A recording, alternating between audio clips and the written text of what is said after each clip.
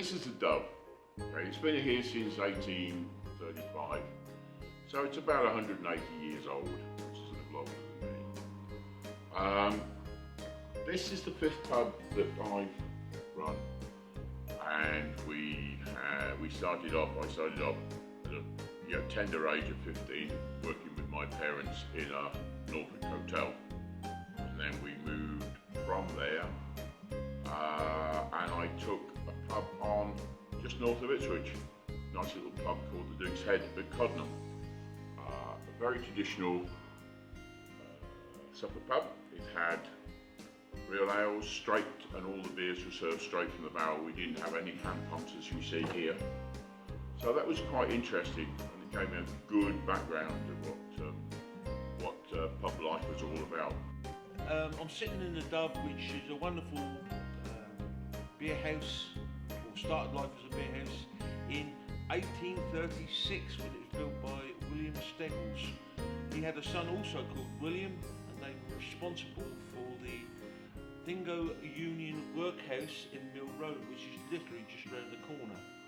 The Dove was built typically of Suffolk white bricks at the front, but to save on the costs, it's made out of random rubble at the back, which means that you haven't got such a high cost on building.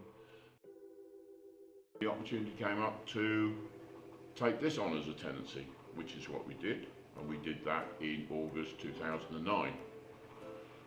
Once again, paid a simple rent on this, etc. But with this one, we had the nice thing about this is that the pub was looking for a new direction, and I think a lot of pubs in town have missed an opportunity. But we saw this opportunity to put real ale in and to lose what we considered every other pub had, which was TVs, game machines, and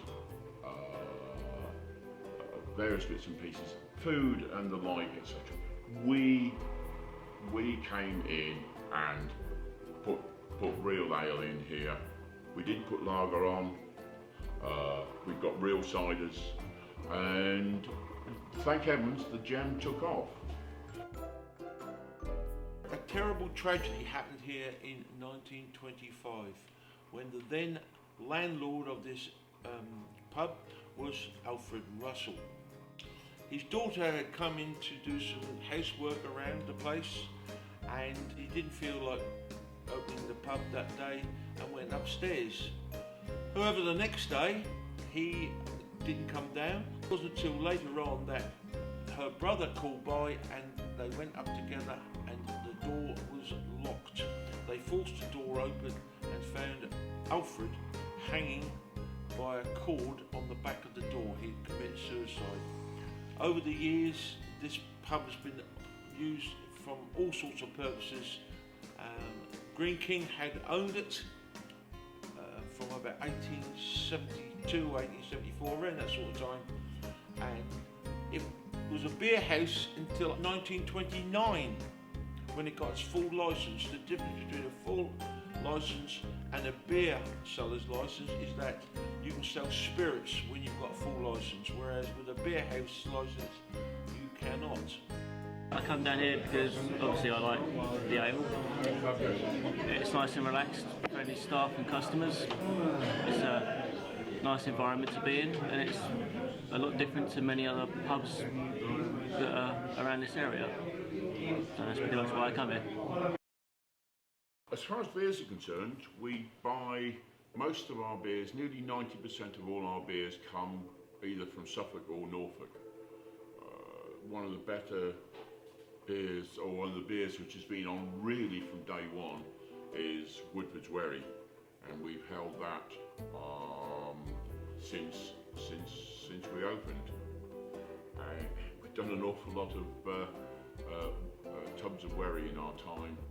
Other beers that we select are from Nethergate, who are down at just the other side of Clare.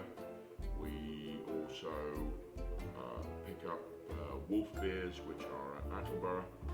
Once again, as I say, they are nice and local.